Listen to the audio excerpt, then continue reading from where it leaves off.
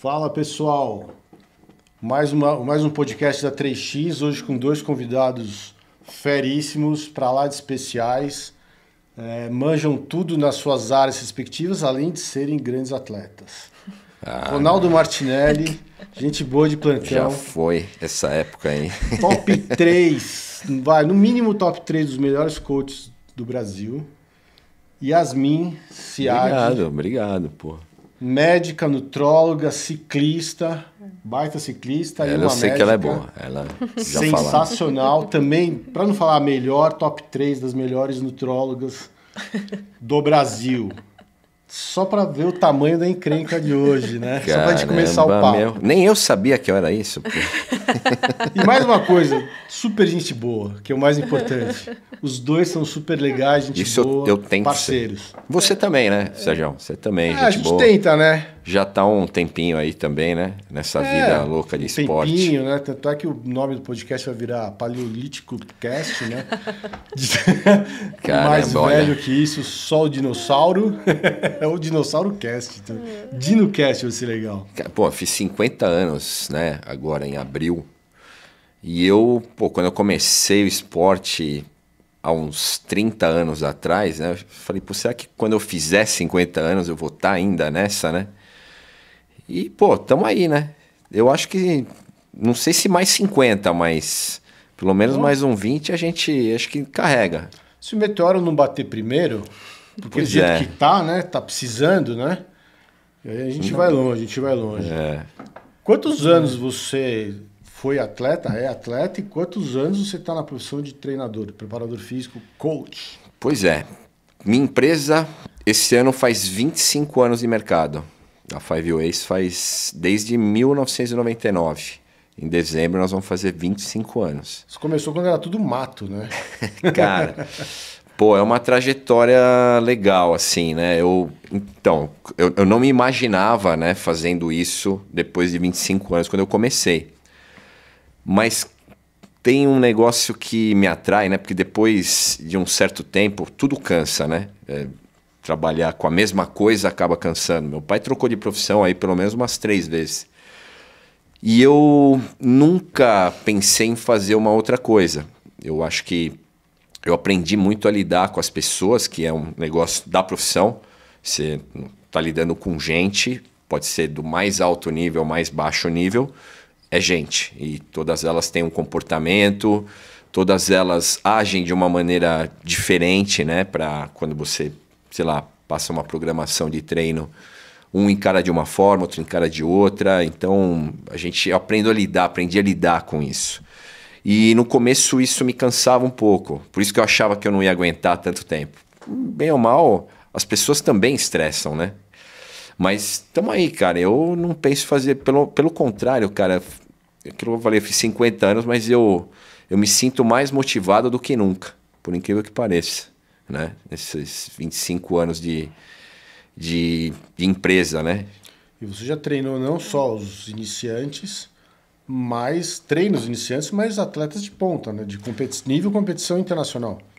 Eu lido de ponta a ponta, né? Do cara que quer aprender até, às vezes, a modalidade, um pouco da modalidade, ao cara que está ali para ganhar prova, né? Então, isso eu aprendi a trabalhar com os dois níveis, ou, aliás, dois não, a gente tem vários níveis, né? Nesse grupo, né? Mas, assim, os dois têm a sua dificuldade. Você trabalha, às vezes, com um atleta...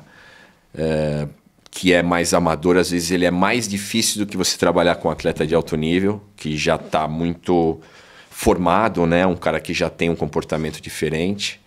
Porque o pessoal sempre acha assim, não, o cara que é amador é mais fácil trabalhar do que o cara que é profissional. Nada disso, né? Tem muito mais dificuldades, até porque a dificuldade do atleta amador, principalmente, é a vida fora do esporte, não a vida dentro. E o cara que é profissional, não. Essa é a vida dele. Então fica muito mais você controlar, né, essas variáveis, fica muito mais fácil do que o atleta amador que chega amanhã para mim e fala, marcaram uma viagem no meu trabalho, eu vou ficar uma semana fora. Planejamento vai por água abaixo. Então, aquilo que eu falei, a experiência, né? Já me fez, hoje já me traz uma outra cabeça, eu já consigo lidar com isso melhor, né? Quando no começo eu falava, pô, cara, vai fazer outro planejamento, fiz tudo certinho, o cara, pumba, vai viajar. Então, mas aprendi a lidar com isso também, né? Então... O amador tem mais frustrações, né? Assim, né? Ele desiste mais fácil, né? Vamos dizer assim, né? É o que você falou, tem outra vida, vamos dizer, né? Não, exato. Então, eu acho que não é nem frustração, mas é que hoje em dia a gente sabe que, às vezes, o processo de treinamento não é o processo de treinamento que, tipo, não deu certo. Sim. Às vezes o que não deu certo é o que o cara faz fora do treinamento. Sim, né? Engajamento, né? Exatamente, exatamente. Engajamento e... Por exemplo, uma vez eu usei um exemplo, a pessoa que quer emagrecer, né? Aí ela treina de 10 a 14 horas por dia. O problema, a gente tem 168 horas na semana. O problema não é o que ela faz no treino, né? Se ela treina 10 a 14, o problema é no restante das 150, 154 horas que ela tem no restante da semana, que ela faz errado. E o treinamento é a mesma coisa, porque a gente controla, às vezes, muito mais o processo de recuperação do que o treinamento em si. Às vezes o que está errado é a recuperação. O cara dorme mal, o cara trabalha muito tempo em pé, muito tempo sentado. Então, por isso que hoje que é importante esse negócio que o pessoal foi uma outra coisa que eu aprendi também. Treinamento individualizado não é o controle do treinamento em si. Treinamento individualizado é controle de todas as variáveis que podem influenciar no resultado do treinamento desse cara. Exato. Então é você falar assim, ó, você é uma nutricionista. Se o cara tá com uma dieta errada... Uma nutróloga, desculpa. A médica não vai dar problema pra ela no... Não vai dar problema, não. Desculpa, não, mas não, que isso. O bom de entre amigos é que a intimidade é uma merda. Você perde... Como é que é? Você perde o amigo, mas não perde a piada. Jamais. E, então, se tiver alguma coisa errada em relação à parte de nutrição, dá errado o resultado. Né? Então, tudo isso você tem que controlar. Não é você, o pessoal vende muito planilha individualizada. Qualquer hoje assessoria é meio de praxe, né? Eu vendo planilha individualizada. Você vai ver, não tem nada de individualizado. A.K.A. copy-paste, né? Exatamente. E eu acho que não é só isso. Eu acho que você tem que controlar o que o cara fez. Você tem que dar o feedback do que o cara fez. Sim. E você tem que controlar tudo o que acontece fora do treinamento. Foi até uma vez que eu falei pro Sérgio, né, que foi um dos nossos podcasts, que realmente trabalhar dá trabalho, né? Ser bom dá trabalho, né? Isso. E assim, é o que você falou. A gente não tem que só focar em uma coisa. Por exemplo, você tem que entregar um treino. Não é só entregar um treino, né? Você tem que tentar trabalhar com aquilo que o indivíduo tem e ver o que tem de resultado. Exato, né? Exatamente. E é o que eu falo, né? Quando a gente vai fazer um plano nutricional, por exemplo, eu não me preocupo só em eu vou emagrecer esse indivíduo, mas é toda aquela rotina, né? Por isso que eu falo que trabalho dá trabalho, né? Exato. Então, assim, você passar um pente fino para que ter tudo certo, né, realmente dá trabalho. Mas também tem aquele lado, né, do indivíduo ter também esse engajamento, né, que não adianta você fazer, poxa, fiz tudo isso e o cara não fez nada. Frustra a mim, né, assim, poxa, eu dei todo o meu sangue e o cara não faz direitinho, sabe? Aí dá o benefício de dúvida. Se você não sabe se o que está causando o problema é porque não comeu direito, porque não descansou, o treino está sendo efetivo ou não, ele está sabendo executar bem o treinamento, né? Ou se ele não está fazendo nada disso corretamente, tem que falar. Isso. No teu caso, você pega pelos parâmetros que você recebe passa o pente fino. Através dos Garmin. Que eu falei pro Sérgio assim, às vezes um indivíduo ele fala assim, nossa, eu treino assim, pesado, assim, só ponta. Aí você vai olhar o Strava, o Garmin dele, assim, opa, peraí, não bate, não tá batendo, né? Assim, o seu tipo de... a frequência cardíaca, o tempo de treinamento seu, a forma como você tá treinando, o local que você tá treinando, não, o gasto não tá batendo. Então, não é real. No plano nutricional, exato. Isso dá uma confusão muito razoável. Você pode até engordar um indivíduo, exato. Entendeu? Então, assim, opa, você não pode... na medicina a gente sempre fala assim, às vezes você não pode acreditar no paciente. Porque ele sempre deixa uma coisa oculta, né? Você tem acesso à planilha do pessoal ou não? Não, mas eu peço só para me mostrar. Eu peço para me mostrar, mas eu peço... Porque o cara treinar ou não influencia no teu trabalho também, né? Sim. Mas eu peço para ele me mostrar os últimos treinos das 3 semanas, para eu ter noção mais ou menos de como é que é a intensidade do treino dele. E se é um cara que realmente é ávido a treinar mesmo, né? Se ele treina de fato, né? Você tem, assim, a gente recebe, por a gente estar trabalhando com o pessoal que está chegando agora no esporte, corrida, bike, tem muita falta de informação para as pessoas que estão fora da bolha. Né? Então elas não sabem quanto tempo eu vou ter que treinar por semana, o que eu preciso fazer, quanto vai custar, é perigoso. Porque as pessoas não têm nem noção de como é feito o treinamento. E tem muitas pessoas buscando uma mudança de qualidade de vida, que é o intuito principal do trabalho que vocês fazem. Sim. Né? A maior parte, né? A maior parte porque busca... passa por uma reeducação alimentar, um treinamento mental, fora o físico. Sim. Que vocês... Não, e hoje o treino é muito profissional. Olha só todas essas mensurações que a gente tem, imagina. Sim. Vamos falar aí há 10 anos atrás, a gente não tinha tudo isso. Sim. Tinha nada. Hoje a gente tem a variabilidade da frequência cardíaca. Sim. Você dorme com o relógio, ele te fala se você está estressado ou não. Então é muito fácil o cara também controlar, né, esses pontos. E o que eu vejo, assim, é lógico que as pessoas têm os seus problemas, né? E eu respeito muito, né? Tipo, o cara tem trabalho, Sim. não tem o que fazer. Quem tem que adequar sou eu. Então a gente faz essa modificação e não dá para você fechar os olhos e falar assim, vou dar sequência aqui, que se dane. Não, vamos mudar o programa. Acontecer alguma coisa, que é o que acontece com você também. Então, mas O cara isso não que comeu. vocês fazem de alterar o treino, a alimentação, o caminho do programado, é raro de acontecer. Tem vários atletas que se machucam por copy-paste, que não tem alimentação correta, não tem informação correta. É o que a gente estava falando em off aqui. Né? A pessoa pega um assunto e faz variações do assunto, mas não fala realmente o que precisa. Tem muita falta de informação nesse mercado. E esse que é o nosso trabalho. Eu acho que o trabalho gourmetizado, tanto no treinamento quanto na parte nutricional, é algo que é o que a Yasmin falou, que é dar trabalho. Sim. E as Dá pessoas... muito trabalho, porque você tem que ter um acompanhamento de perto para isso. Exato, exatamente. Assim, eu vou falar, é o que dá mais resultado, porém as pessoas, elas não estão se preocupando muito com isso. Né? Essa questão de ganhar dinheiro, tal, quanto mais aluno tem, melhor. Eu acho que o pessoal precisa pensar um pouquinho, acho que até se valorizar, porque Sim. o trabalho, você pode cobrar mais caro do cara.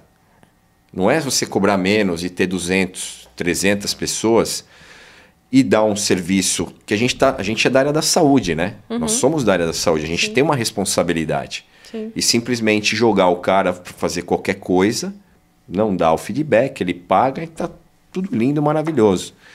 Então eu acho que precisa ter um pouquinho mais de conscientização, porque até esse termo, desculpa, e aí não é crítica aos colegas, mas eu acho que, até porque eu tenho essa experiência de 25 anos, acho que a gente precisa entender um pouquinho da nossa responsabilidade em relação ao que a gente está passando. Nossa prescrição pode ser a mesma prescrição de um médico. Sim. Se você prescreve errado, o cara se machuca. Sim. O cara tem outros 1000 estresses na vida e a gente também lida com estresse, porque o treinamento é um estresse. Sim. Então a gente tem que lidar e saber, né, controlar esse... Muitas vezes a gente tem aí... A gente fala do ciclismo saudável, né? O cara que treina para uma alt-route, por exemplo. Cara, O que é alt-route? Explica pro pessoal. Você tem que entender, assim, tem muita gente que não é na leiga, bolha. sim. Você tem que falar pro beabá para as pessoas entenderem. Alt-route é uma das provas mais difíceis, uma das provas amadoras mais difíceis que a gente tem, né, no mundo. A gente tem hoje só 2 versões, uma de 5 dias que é nos Pirineus e outra de 7 dias que é nos Alpes, inclusive. A dos Pirineus já foi no começo de julho e agora, final de agosto, vai ter a dos Alpes, que é de 7 dias. E é uma prova que sobe em torno, em média, de 3.000 a 3.500 metros por dia. Né? Então, você tem aí etapas que variam de 90 até 180 quilômetros, só que o nível de ascensão é razoável. 90 quilômetros fazendo leg press. não digo Mais 90. coisas. Não, assim, mas... Press, costas, tudo. Não, Agachamento. não, a maioria das etapas tem entre 40 e 70, 80 quilômetros de subida. Ah, melhorou muito. Fazendo 40 km fazendo leg press e agachamento. Pô, tá suave agora. Eu fiz 11 vezes, cara. Eu até cansei dessa vida um pouco, sabe? De ficar amassando o A pedal gente ali. até vai marcar uma consulta no psiquiatra. Brincadeira. Pois é, cara. Pô, desde 2012, né? Fazendo. Até um amigo meu que sugeriu fazer essa prova em 2012. E aí eu falei, pô, isso é loucura, tal, mas vamos lá, vamos fazer. Aí a gente fez no meio da prova, eu falei, nunca mais volto para isso aqui. E não sei o que e tal. Ele falou assim, você vai voltar com os seus alunos aqui nessa prova nos próximos anos. E assim Perfeito. Foi até o ano passado. Dito feito, né? Mas a prova de endurance tem isso, né? Quando você vai largar, quando você está no meio, você fala, o que eu estou fazendo aqui? Nunca mais eu faço. E a hora que terminou, dá um tempinho, você fala, pô, legal, quando que é a próxima? Sim. Porque tem o lance do desafio mental, inclusive, que as pessoas pouco falam. Né? Então, assim, a gente recebe muitas pessoas querendo explicações e entendendo por que fazer o endurance, por que fazer um treinamento. E eu geralmente acabo sempre explicando porque as demandas de hoje em dia são cada vez maiores. Então, os desafios profissionais, de família, as exigências são muito maiores. Então, você precisa ter um preparo físico cada vez maior. E aí você vê, é muito comum você ver executivos ou profissionais com alto desempenho profissional Sim. tendo treinamento de atleta. Né? Então, quer dizer, as pessoas e os problemas da vida, enfim, fazem com que as pessoas tenham que ser cada vez mais fortes para poder conquistar os objetivos, e para isso precisa do treinamento tanto físico, mental e também a assistência nutricional, porque isso envolve uma mudança de vida. Sim, total. Né? Porque é muito comum você ver várias pessoas, atletas amadores, que mudaram sua vida completamente através do esporte de alta performance. Te força a ser disciplinado, né? Te força a ser disciplinado, te força um treinamento mental, né? A busca do autoconhecimento, entender como você funciona, que através do trabalho de vocês isso facilita muito para as pessoas. Ah, mudou a alimentação. Pô, mas eu estou comendo mais, estou emagrecendo. O que está acontecendo? Que vai contra o que prega os gurus de internet, né? Ah, faz jejum de um mês, vira faquir, aproveita e vira faquir. Ganha uma grana no circo. Né? Porque as pessoas que falam esse monte de absurdo não estão na rotina que as outras pessoas estão, trabalhando 10, 12, 15 horas por dia, né? Considerando família e etc. E aí vai treinar, e aí você... Ah, mas eu não tenho tempo para treinar. Não. Quanto mais você faz, mais tempo você encontra. E aí o que falta muito, que nós vemos muito isso, faltam profissionais que tenham esse profissionalismo de vocês, de falar, ó, não, tem que ter uma coisa gourmetizada, tem que ter um controle para passar a informação para as pessoas, para que ela não se frustre e continue se desenvolvendo como um ser humano, né? Uma coisa que eu vejo muito, os pacientes eles acabam pegando os mesmos treinos dos colegas, né? E, eu vou comer, por exemplo, tem uma corredora que ela fala, porque um colega meu falou que isso aqui é legal, isso aqui... Aí vem, assim, com 10, 15 suplementos, aí você olha assim, mas para que tudo isso, entendeu? Que deu certo com um amigo, porque o né? fulano usa aqui, isso aqui usa aqui, para isso, isso aqui, aí você olha, não.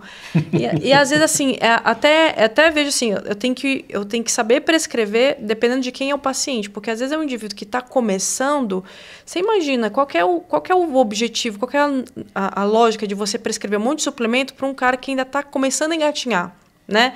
E um cara que está começando a entender melhor o que é alimentação, o que é um treinamento. Aí, aos poucos, você vai colocando coisas que fazem sentido, né? Agora, colocar tudo, um monte de BCA, creatina, whey, aí você olha assim, palatinose... O cara toma e não sabe nem para que serve. Sal, sabe? Assim, o gelzinho de que tem sal, isso aqui. Aí você olha assim, mas você nem corre mais do que 10 quilômetros, o que é um gel de sal, entendeu? Então, as pessoas estão fazendo muito isso. Acabam comprando um monte de coisa desnecessária, né? Treina 3, 4 horas na semana, né? e acha que tem que tomar tudo que é pote, entendeu? Pela frente. Então, assim, assim, é horrível, é um show de horrores, entendeu? É até você desmamar isso do cara para ele entender, olha, você não precisa disso, é isso que você precisa, entendeu? Por quê? Você precisa disso para ter esse objetivo, isso para ter esse objetivo. E não tomar um monte de coisa, entendeu? Hoje em dia, se for parar para pensar o que eu uso só 2 suplementos, que é o whey e a palatinose, ponto. É só isso que eu preciso, né? Agora, o pessoal que, toma isso aqui... Ó, por exemplo, para mim não funcionou. Já tentei o BCAA, já tentei a creatina, já tentei a betalanina, já tentei nitrato. Então, para mim, não funcionou, né? Não quer dizer que as coisas, elas não existem, elas não têm realmente uma aplicabilidade. Não, porque às vezes, para mim, não funciona, para você funciona, entendeu?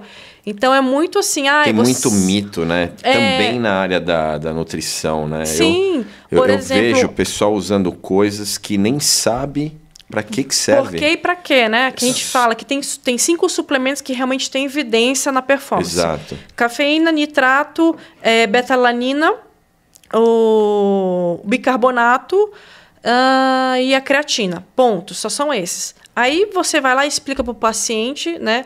Olha, vamos tentar primeiro isso aqui, porque eu acho que o nitrato, por exemplo, no seu caso, funciona, porque você faz sprint, você faz atividade curta, né? E não um corredor de longa, né? Um ciclista de longa, não faz sentido você usar, entendeu? Para ele. Aí você, não, porque o fulano usa isso aqui e vai dar certo em mim. Talvez não, entendeu? Então, você tem que passar um pente fino. Igualzinho, às vezes, você vai fazer um treinamento, às vezes você acredita que aquele indivíduo, pela sua biomecânica, porte físico, eu acho que talvez o tempo seu, talvez isso aqui funcione com você. Vamos ver se você vai ter um crescimento, né? Melhorar a sua performance. Aí o cara faz meia boca e você não sabe se é o descanso, se realmente o treino que você fez, passou para ele, realmente foi efetivo ou não, ou se foi alimentação, por exemplo. Então, assim, eu tento falar para o paciente, tenta não fazer tanto viés, para eu ter certeza onde a gente está errando. Né? Exato. E você tem casos de intoxicação de cara que está usando suplemento e... Bom, a gente sabe que o cara tem problema gastrointestinal e tal. E acontece isso muito do cara não saber o que está usando, usar em demasia e acabar tendo esses problemas? Mais os polivitamínicos. Polivitamínico. Em geral. O que você acha que a galera mais consome, que é errado, mas que tá no mercado e, os caras estão usando e não dá certo? Que as pessoas acabam comprando muito em farmácia, bicarbonato, né? Em pó. Que é o que mais dá problema gastrointestinal, né? Que dá mais problema. E a gente faz uma esofagite gravíssima, entendeu? Então, assim, para você usar o bicarbonato em si, você tem que fazer uma cápsula gastrosensível, né? Porque ela não pode ter contato com o esôfago, com o estômago, né? As pessoas já começam a diluir o pó do bicarbonato e tomar o pó, entendeu? Eu já vi isso. Os polivitamínicos em gerais, assim, tomar coisas que não tem necessidade. Excesso de vitamina D, já peguei pacientes com 100, 120 de dosagem sérica de vitamina D, que é extremamente tóxico, né? E assim, tem as coisas assim que é surreal. Cápsulas de sal também é a segunda coisa. Então, é bicarbonato e cápsula de sal, que eu vejo mais. Só que quando eu falo cápsula de sal, é aquele que realmente é formado, né? O sódio, o potássio e o magnésio. E tem a concentração ideal. Só que o indivíduo, ele vai lá e compra remédio.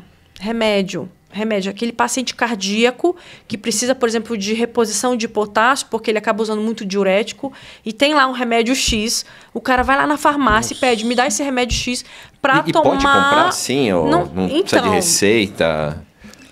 Tem remédios que não... Me dá aqui por exemplo, bicarbonato. O bicarbonato em si, não, você compra até em farmácia, em supermercado, né? Mas, por exemplo, a cápsula de potássio, de remédio, ele não tem retenção de receita. Então, qualquer um compra, entendeu? Eu posso chegar lá, não, eu tenho problema cardíaco, me dá esse remédio X. Né? Eu só estou falando remédio X para não incentivar ninguém a procurar esse remédio. Mas o que eu vi já de pacientes tomando... Só para você ter noção, as cápsulas de sais de potássio, elas têm no máximo, dependendo do fabricante, até 250 de concentração. Mal e mal 130. Aí você vai ver o remédio, uma cápsula tem 600 miligramas. Nossa. Eu tomei 2. pressão do cara vai lá para cima. Não, faz uma hipercalemia quando você tem um potássio acima de 4,5 no seu sangue. Faz uma hipercalemia, o paciente realmente faz uma taquicardia, pode fazer uma parada cardiorrespiratória, entendeu? Nossa. Não, perigo, né? Nossa. Você teve um amigo meu que inclusive ele fez até um remédio diurético também faz isso, faz hipo. Já atendi vários pacientes na época de pronto-socorro. Tem um amigo meu que ele foi fazer o Ironman, a nutricionista receitou para ele tomar uma cápsula de sal a cada meia hora. Ele terminou a prova com 5 quilos a mais. Retenção, né? Retenção. Processo inflamatório. Eu falei, mas como é que você... Tipo, não, porque ela mandou e tal, né? E o cara cheio de... É porque custa caro, sabe aquela coisa? E o cara terminou, você podia ter tido um troço. E o desempenho do cara foi lá embaixo. Sim. Então, assim, tipo, as pessoas não têm nem noção do que estão fazendo. E eu já vi um monte disso. Vocês já devem ter visto também. Não. Pessoas com nutricionistas ou nutrólogos que não entendem nada do esporte, querendo meter o bedelho e não entende nada de endurance. Ô, Sergião, vou falar agora que a moda no ciclismo, a Yasmin pode me corrigir, é os 90, 120 gramas de carboidrato. Hora.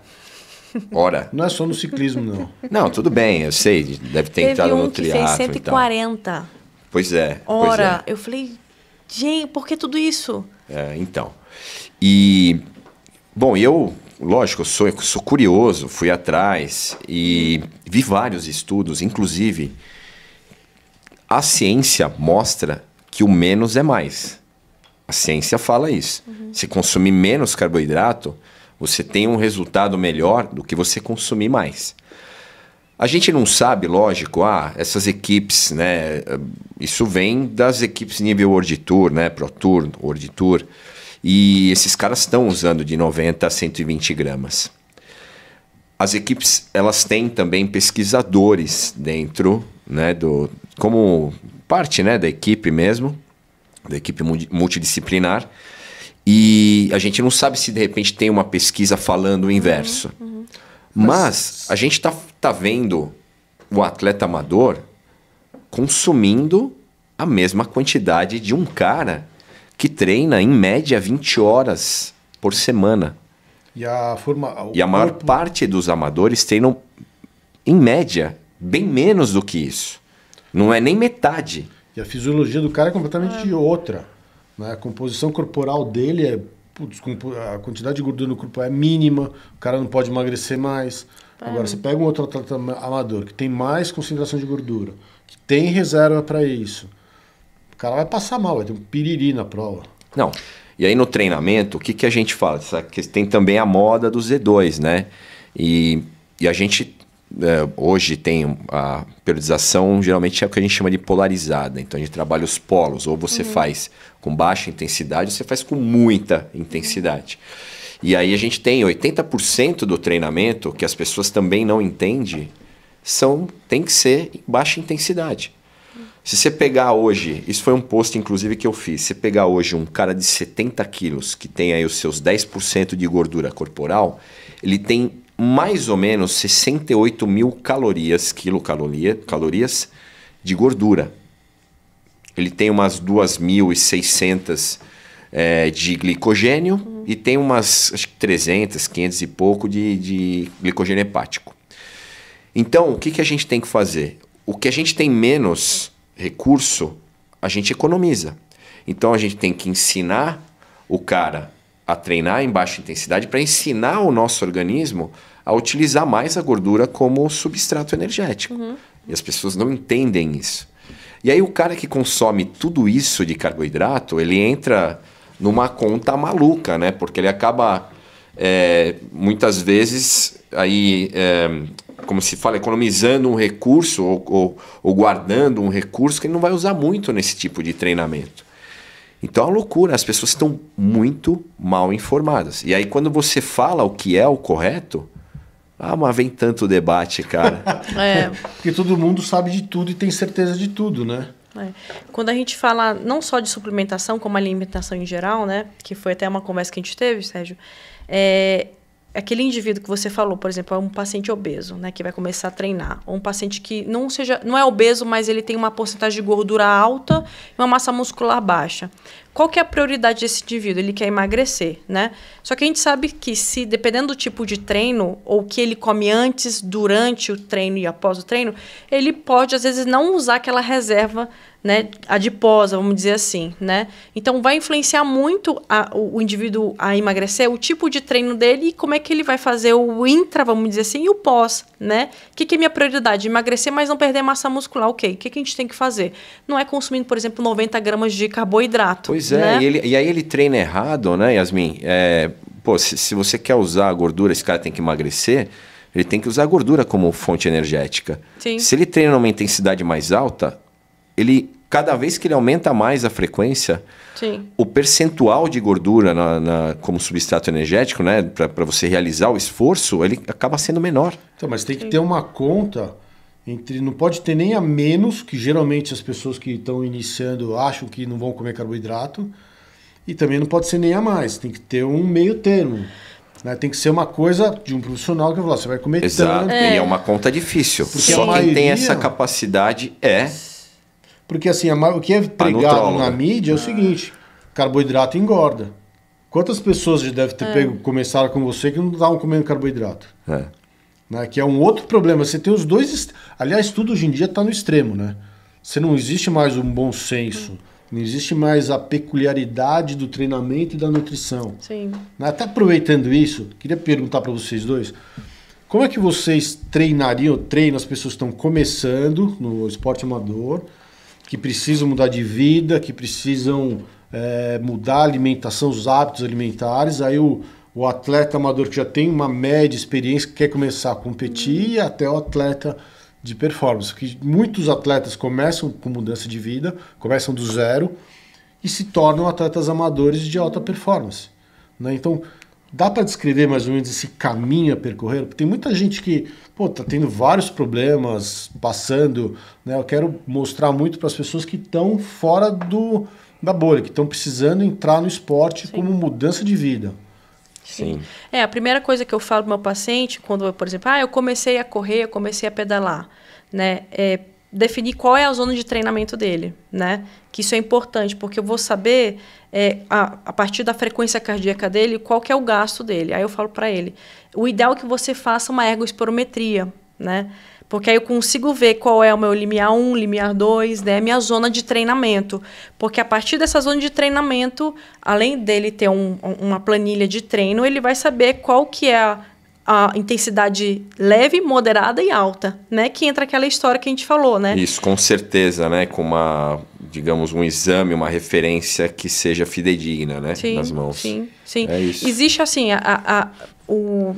vamos dizer assim, um método caseiro de você ter noção mais ou menos de onde você atingiu o seu limiar, mas é muito subjetivo, né? A gente fala que quando você faz o exercício físico e você já está hiperventilando, hipoteticamente você está na zona moderada alta, né? Que seria seu limiar 2. Mas realmente, para ter certeza, é um cara que quer investir realmente nele, né? No sentido, não, eu quero melhorar não só meu físico, mas eu quero competir de alto rendimento, aí realmente tem que fazer uma ergospirometria, que lá vai mostrar vários parâmetros, desde frequência cardíaca, VO2, né? Vai ver o nível, né, do cara também. Então, aí, atleta. Com isso, a gente consegue ver, peraí, nesses dias você vai treinar mais aqui no seu limiar aeróbico, né? Não, mas no seu limiar anaeróbico, peraí, então você não vai ter tanto gasto, né? Então, nesse momento, eu não vou fazer mais do que 3 gramas de carboidrato por quilo de peso, né? E uma coisa que você falou do negócio de 90, assim que eu fiquei pensando, né? É engraçado que quando eu comecei a atender indivíduos de alta performance, atendo não só ciclista, mas o pessoal de downhill, eu sempre gosto de fazer uma reserva de glicogênio. Porque assim, eu falo, o GES, a palatinose, a maltodextrina, que seja, ela é o plano B. Você não tem que matar sua fome durante uma prova. Estou começando a ter fome. Essa é a sensação de você treinar direito e você reconhecer seu corpo. 40 minutos agora para mim, nesse esforço, é o ideal para eu começar a fazer esse resgate. Então, por isso que a gente fala, não existe 30 minutos, 40 minutos. Não. Cada entendeu? Responde de um jeito, porque você, né? Por exemplo, vamos botar eu em linha reta e você em linha reta. É lógico que você tem mais força. eu vou ter que exprimir mais força. Então, eu vou ter mais gasto do que você para te alcançar. Então, é óbvio que, às vezes, 20 minutos, para mim, vai ser muito extenuante. Então, talvez eu tenha que fazer um resgate. Já para você, 40 minutos é leve, entendeu? Então, a gente tem que olhar tudo isso para o indivíduo. Então, o indivíduo trazer esse feedback para a gente é importante. Levando isso em consideração, é o grande problema, às vezes, dos treinos em grupo. Que as pessoas de níveis diferentes treinarem juntas. E elas acabam ficando também, muitas vezes, em intensidades diferentes. Sim. Então, isso não é que você não pode ou não deve treinar em grupo. Não, pelo contrário. Só que você tem que se unir às pessoas que tenham o seu condicionamento. Você vai fazer um treino mais longo. Eu sei que é chato. Você fica lá 3, 4 horas sem ninguém, treinar sozinho, pensando você com você mesmo e tal. E o grande barato do esporte é esse. É você ter amigos, é você compartilhar as besteiras, né, do que a gente fala nessas 3, 4 horas. Mas é importante você entender isso, porque muitas vezes você sai desses parâmetros, né, de controle de intensidade justamente porque você treina com a intensidade errada, porque está treinando com o amigo errado. Sério mesmo que acontece? Sério mesmo? Porra, isso é uma coisa que eu brigo faz tempo. Não, essa aqui a gente fala isso, parece que é chato, né? Mas isso, de certa forma, causa estagnação no treinamento. Não é só isso, não. Eu já vi várias pessoas com problemas de trabalho, problemas de relacionamento, porque... Tá sempre estressado, né? Tá sempre estressado, e treinadores inescrupulosos, que não tem noção de nada, e tem bastante, né? A gente até conhece alguns, né? Que, tipo, bota todo mundo para fazer rachão todo treino. E não respeita a capacidade de cada um. E aí a pessoa se machuca. Já ouvi caso de uma pessoa de quase perder o emprego porque não estava rendendo mais. Porque só fazia rachão com o infeliz do preparador lá, do treinador. Porque ele, na verdade, o cara usava os treinos da assessoria para ele meio que treinar, puxava todo mundo. E aí as pessoas de níveis diferentes iam ficando para trás. Ele ia puxando o pelotão e as pessoas com níveis diferentes iam ficando para trás e extremamente desgastadas. Sem falar de treinos em estrada, com pessoas com nível que nem deveriam estar na estrada, que já aconteceram acidentes, e aí vai. E ninguém fala disso. Então, por isso que eu acho que é essa questão da responsabilidade, né, do treinador, porque a pessoa está te contratando com objetivo. E eu até entendo o cara que quer fazer o rachão. Ok. Mas também não é legal você cobrar resultado, porque o treino em si acaba virando uma brincadeira. Sim. Legal. É uma proposta diferente. Eu não gosto de criticar, mas eu gosto de que as pessoas entendam o objetivo da metodologia. Acho que isso é importante. Exatamente. Qual que é o método? O que você busca com a metodologia de treinamento? Exatamente. Tem um preço, né? Tem um preço. Sim. Porque assim, tudo que você faz no seu organismo, você tem 10 para gastar na semana. Se você gastar os 10 nos primeiros 2 dias, os outros 5 vão faltar. Não tem milagre. Tô errado o que eu tô falando? Sim, não. E as pessoas não se ligam nisso. Ah, é legal fazer um rachão? É legal. Mas sempre, né, você precisa se ouvir, você precisa respeitar, precisa analisar o seu nível, a sua vida como um todo. Não, e o rachão, vamos ser claros, que ele não é um treinamento. Pode ser, às vezes, você falar, ó, a gente treina a parte técnica no rachão. Eu acho válido, né? Porque muitas vezes a gente não tem essa oportunidade de treinar uma velocidade de competição, né, dentro de um grupo que é um grupo que provavelmente vai estar mais rápido, que vai se posicionar, que vai ter uma dinâmica e tal. Então, eu acho válido. Só que ele tem que estar inserido dentro de um planejamento na semana. Às vezes eu tenho, né, um atleta ou outro, eu tenho o treino na USP, né, tem um grupo lá e tal, e o cara gosta de fazer porque tecnicamente é um treino relativamente rápido, 1 hora de treino, ele é rápido e tem essa dinâmica de prova em pelotão, só que ele está dentro de um contexto, dentro de uma programação, e a gente dá o devido balance na semana para que ele também... Mas aí tem método. Exato. Sim, ele tem que estar dentro do programa. O problema é que às vezes os caras fazem o rachão sem método e todos os dias. Sem noção. Quer dizer, coisa que tem que fazer sentido, né? Assim, por exemplo, eu vou fazer uma competição que envolve subidas, escaladas, né? Eu tenho 1 mês para começar a treinar para essa prova. Um exemplo, qual que é a lógica de eu ficar treinando em linha reta, em plano, treinando sprint, força, sendo que eu tenho que pegar a escalada, a altimetria, né? Então, assim, tem que fazer sentido. E não quer dizer que todos os dias eu tenho que fazer um treino de escalada, né? Eu tenho que trabalhar quais são as minhas dificuldades, melhorar as minhas dificuldades e 2 dias na semana que seja eu pego a altimetria, entendeu? Então, assim, as pessoas elas não treinam específico. É o que você falou. Tem que fazer sentido. Você está fazendo isso para qual motivo, né? Como tudo na vida, né? Tudo tem um motivo. Exato. Você está entrando no esporte para quê? Né? Você quer competir? Você quer melhorar a sua qualidade de vida? Né? Você quer melhorar a sua concentração? Né? Tudo isso o esporte traz. Mas precisa ver o que você quer. Ou você tá porque um amigo teu faz e é porque é bacana e você quer fazer parte de um grupinho. Sim. Eu acho assim, até você perguntou, né, do aluno iniciante e tal, aquele cara que quer aprender. Eu acho que esse cara é talvez o cara mais importante para você educar ele da melhor maneira, fazer ele ter o entendimento da metodologia. E no começo, eu sempre falo para o meu cliente, né, eu falo assim, olha, esse começo eu vou aprender quem é você e você vai aprender o meu método. Então não precisa se cobrar de nada. Você só vai aprender esse primeiro mês. E aí quando ele já está mais... Ele já tem um entendimento melhor do objetivo do treino, fica mais fácil de você manipular, né, as atividades para fazer com que esse cara tenha o mínimo de resultado. Se ele quer perder peso, então você vai deixar muito claro por que você está fazendo, está aplicando aquele método. E aí ele vai se sentir seguro que ele tem que fazer daquela forma. Se você pegar já um cara já logo no começo, já meter bronca, já falar pro cara ficar na roda e já começar... Cara, esse cara tem uma tendência grande a virar um famoso porra louca. Entendeu? Isso se não tomar um show no meio, logo no começo e desanimar, ficar quebrado, né? Que foi aquela história, né? Como é que eu comecei no ciclismo, né? Eu tinha 6 meses para fazer a prova X, né? E eu era crua, não sabia de nada, não sabia trocar marcha, não sabia fazer nada. Aí o Thaí falou, olha, vamos fazer isso aqui nesse primeiro mês, no segundo mês vamos fazer isso aqui.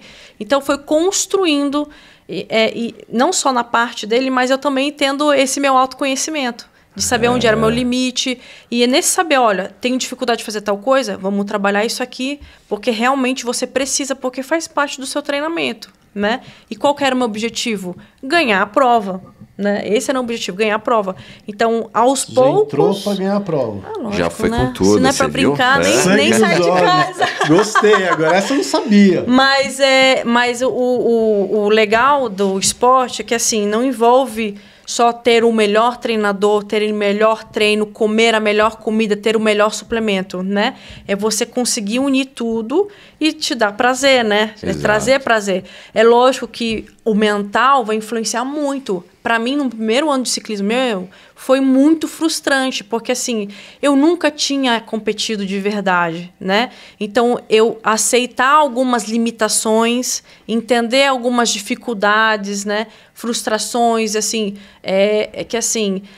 quem é filha de árabe, ou você ganha, né? Então, quando você vê que você, por exemplo, não consegue executar um exercício, você fica frustrada. É uma coisa tão simples, eu não consigo fazer isso, entendeu? Então, assim, isso até te leva de crescimento até pessoal, entendeu? Então, esse é o legal do esporte, né? Sim. E você ter pessoas boas perto de você, de te ensinar como é que você tem que caminhar para você levantar, cara, isso é essencial. É essencial, o que você falou. O mais importante é aquele cara que vai começar, né? É aquele cara que não tem nenhum vício, não tem nada. Porque a gente fala que o indivíduo, quando ele é amador, ele tem até de 3% a 5% de melhora de performance no primeiro ano dele. Então, a tendência é só crescer. Já quem é de alto rendimento, sim, alto rendimento, às vezes ele cresce 0,1%, 0,5%. Então, é aquele detalhezinho que falta para ele. Já o amador, não. Tem muita coisa. Então, do 0 ele vai para o 10, entendeu? Em curto tempo. Então, isso que é fascinante. Quem é educador físico, quem faz fisiologia. Então, isso é sensacional. E isso é muito... Eu estou entrando agora... para um projeto de formação de atletas. É um projeto bem legal. Acho que Em breve eu vou falar melhor disso. Mas o que eu falei, né, para os caras que é importante, porque a gente já vai pegar atletas que são do sub-23. E eu falei, pô, atleta sub-23, ele já está formado. Ele já teve toda uma formação, geralmente tem atleta que começa com 12 anos de idade em cima da bicicleta. Sim. E a gente tem uma carência aqui, que é justamente a nossa diferença para um atleta brasileiro, para um atleta, por exemplo, europeu, é infinita. Muito. Principalmente na parte de formação. Por quê? Porque esses meninos de 14 a 17 anos, por exemplo, eles já têm uma carga de treinamento e isso já prepara eles não só fisicamente, mas também mentalmente a receber essa carga de treinamento. Mas esse treinamento mental é para todas as idades? Sim, então, é essa conexão que eu quero fazer. Porque quando você pega um aluno iniciante, esse trabalho mental é tão importante quanto um atleta em formação. Sim. Porque ele também está em formação. Imagina, eu não conheço nada da modalidade, vou começar a pedalar amanhã. Cara, eu tenho um vizinho que está começando, né? E ele me pergunta tudo. Cara, você vê os olhos dele arregalando quando você fala de determinado assunto. Tá? Às vezes eu mando para ele, só para me gabar, né? Mando um treino de 120 km. Ele manda treino de 40 km. Ah, que 40? Eu mando de 120. Tipo, né? Só para... Porque ele também é um amigo meu, né? Então eu brinco bastante. Mas, cara, você percebe a motivação, né, dessa pessoa. E quanto mais você passar informação e ele ter o entendimento de como é o processo correto, melhor atleta ele vai ser no futuro, depois de 2, 3, 4 anos. Sim. É assim que acontece. Quanto tempo uma pessoa do zero, começou a treinar com você? Quantas horas por semana essa pessoa tem que treinar? E como você faz o treinamento com essa pessoa? De ciclovia? Porque muitas pessoas, mas eu tenho medo de pedalar porque é perigoso. As pessoas acham que treinar bike é você treinar na rua. Né? Então, assim, perigoso mesmo. Ultimamente tá cada dia pior, né? Não, brincadeira, né? Perigoso é qualquer... Se sair da rua, de casa é perigoso. Até em casa, no meu caso, que tropecei e caí, é perigoso. Pois é. Então, assim, é o que a gente estava falando. Acho que isso tem uma variação muito grande, né? Do que o cara espera do esporte. De como que é a vida dele. Eu tenho... clientes que são extremamente estressados. Estressados no sentido, não é porque ele é um cara mal-humorado, tal, não. É porque ele tem uma vida pessoal, uma vida profissional muito agitada.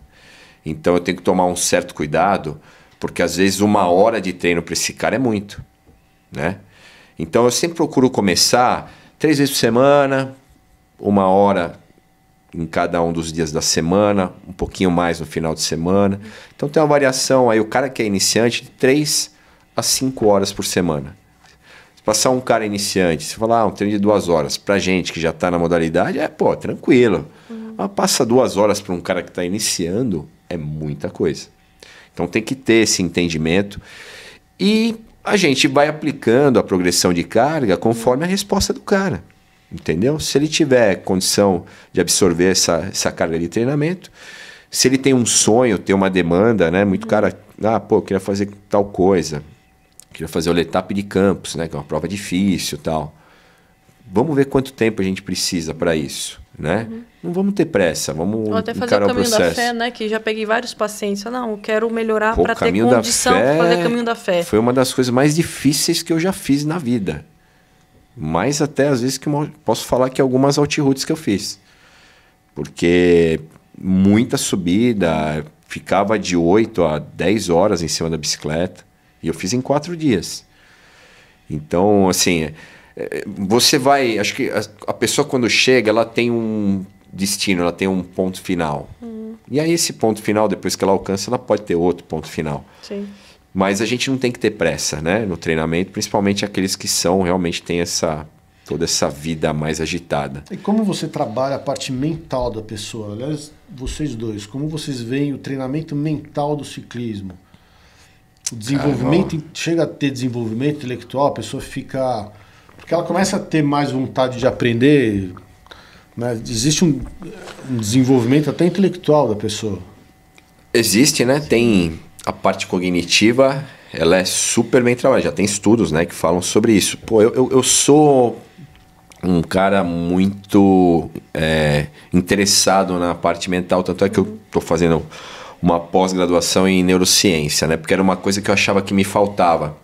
Então eu estudei muito, né, da parte de treinamento, né, da parte física, da parte técnica, acho que com o tempo você pega, mas ainda me faltava, algumas coisas me traziam um ponto de interrogação. E aí eu entrei para fazer. E assim, me elucidou muitas coisas, né? E uma delas é as pessoas, cada um cresceu, né, num movimento, cada um tem uma crença, né?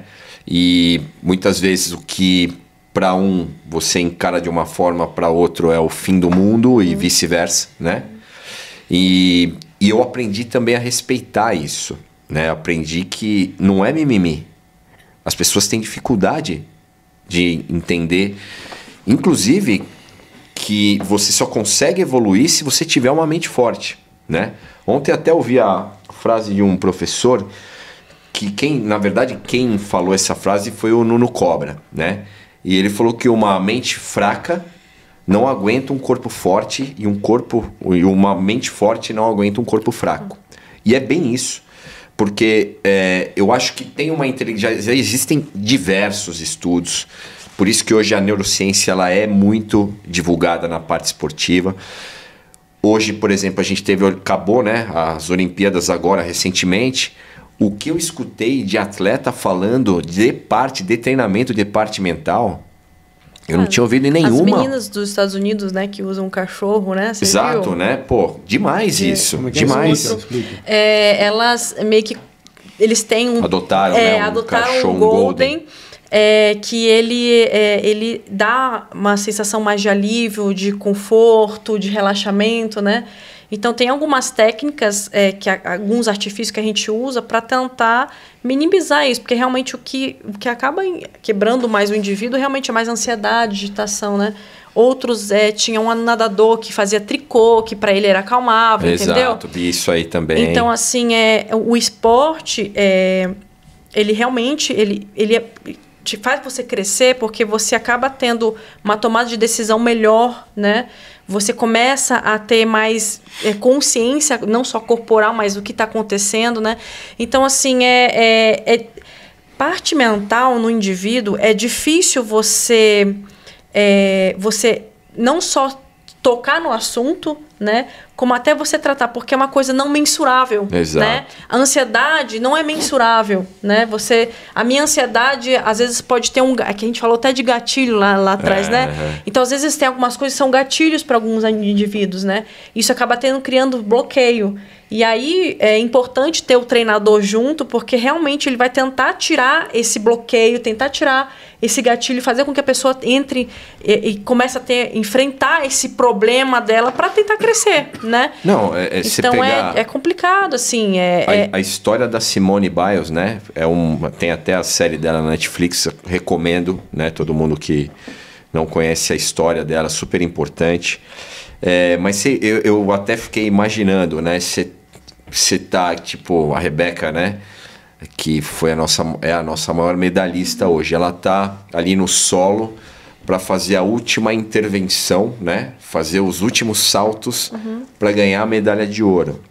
O que vem na cabeça de um atleta, né? Como é que ele se comporta, né? E teve a trave, né? A competição da trave antes, né? Ela foi 4º lugar. Ela acho que foi muito conservadora, né? Então ela falou: Simone já saiu, vou ser mais conservadora, eu consigo ganhar uma medalha aqui e tal. Acabou ficando em 4º. E ao invés dela arriscar, né? Fazer uma série, vencedora e tal. Então você tá ali para entrar no aparelho. Pô, imagina a pressão. O Diego Hipólito sofreu com isso, né? Lembra nas Olimpíadas que ele caía justamente no último salto. Então é uma pressão muito grande. E eu falo não só de um atleta de ginástica olímpica, mas qualquer atleta. A gente não imagina, né? No futebol, por exemplo, a pressão de você jogar no Maracanã lotado. Se fizer um erro, cometer um erro. Eu vi um post seu falando sobre a pessoa visualizar a prova, treinamento mental e visualizar o processo. Sim.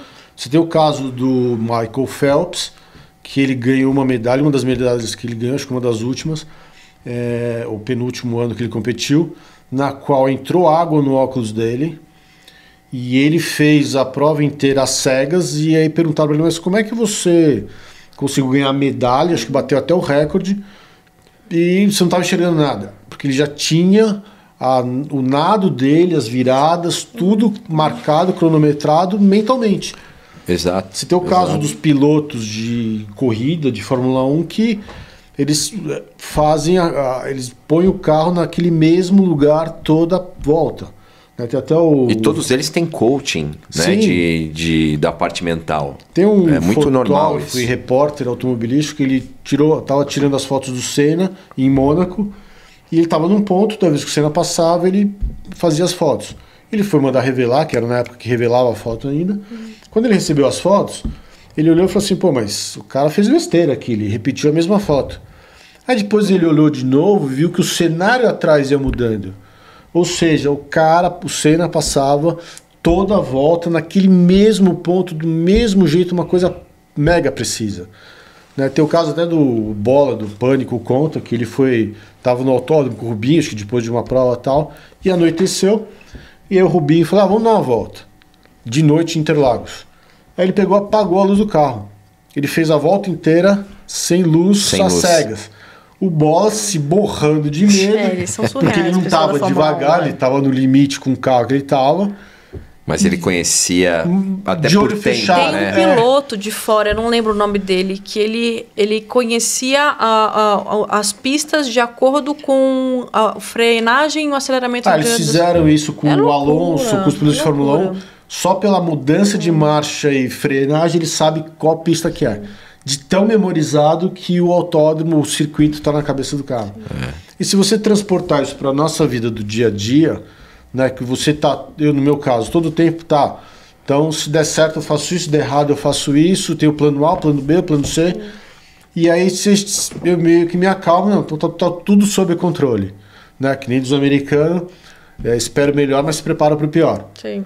E aí você não tem solavanco na tua vida. E é uma coisa que eu aprendi esse método através do esporte, né? Você sabe que eu fiz 3 Ironmans. Os 3 na véspera, às claras. Não preguei o olho. Mas isso é normal.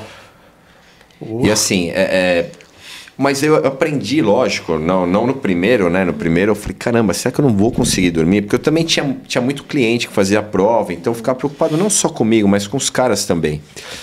Mas aí no segundo eu falei, vou fazer diferente. Eu vou mais cedo, eu vou tentar dormir bem a semana inteira, porque eu sei que a última noite vai ser difícil.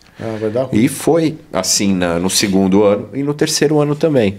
E aí eu fiz também alguns meios e tal, e eu tomava da mesma. Eu hoje fazendo Altiroute, o primeiro dia também para mim é sofrido. Eu tô com muita energia. Você tá, assim, é uma somatória, que você tem muita energia. E muita ansiedade. Você tá descansado e a tua ansiedade... Porque você vai fazer uma prova dessa, um Iron, depois encaixa. Mas depois encaixa. Você tem o fator de, tipo, porra, e se der errado, se levar um chão, você começa a passar todo aquele cenário negativo, que é mais um treinamento mental que a gente tem, de você estar sempre afastando o pensamento negativo. Exatamente. Sempre vem o pensamento negativo primeiro. E eu faço paralelo. Nunca vai dar tudo certo. Não, né? Sempre vai dar tudo errado. Alguma merda, desculpa a palavra, vai acontecer. É sempre tudo que vai dar errado. E você tem que estar todo o tempo lutando contra os seus pensamentos para tirar o pensamento ruim. Mas isso é treinamento da parte mental. É isso mesmo. Não, e realmente o exercício, a atividade física te faz crescer. Eu vou tomar eu como exemplo. No início do ciclismo, meu primeiro ano, eu sempre me preocupei, nossa, quem vai correr? Aí eu olhava os nomes, eu falei assim, o que eu tô fazendo? Eu vou perder, né? E às vezes eu tava até melhor tecnicamente que a pessoa, mas mentalmente eu tava ruim.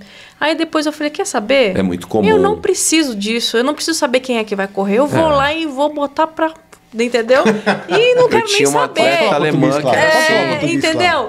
E aí, você vê, aí engraçado, uma coisa que até o Thaí perguntou pra mim, Yasmin, você achava que a fulano era... E você viu que não é. Eu falei, pois é, aí você vê, né?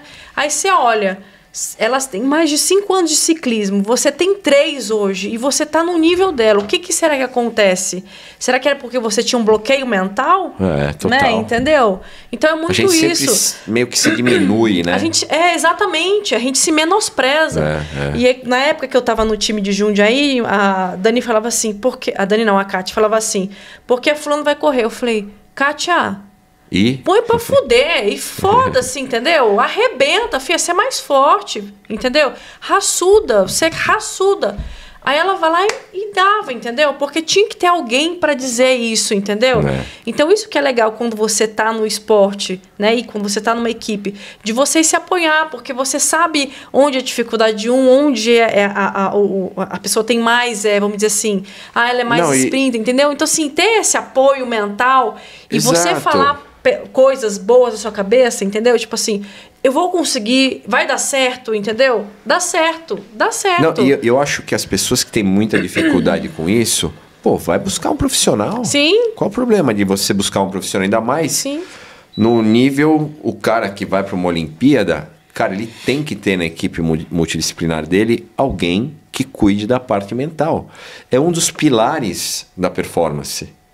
Sim. Eu nunca me esqueço isso quando eu fiz uma pós-graduação de triatlon. Uma das questões era essa: técnico, tático, físico, psicológico. São os 4 pilares da performance. Isso na vida. Exato. Né? Eu sempre faço paralelo do treinamento esportivo de alta performance, porque não é por acaso grandes executivos, grandes profissionais são atletas de alta performance, com o paralelo do nosso dia a dia, né? Os pensamentos ruins. Até falo para todo mundo, faz a contabilidade de quantos pensamentos ruins você teve e quantos deles aconteceram. 99,9% foi só pensamento, você gastou tempo, energia e deu tudo certo. Exatamente. Mas é uma luta diária. Eu era assim, perdia 3 alunos, eu falei, caramba, vou quebrar. Vou quebrar. Dia seguinte, me ligava 5 caras querendo treinar. Pois é.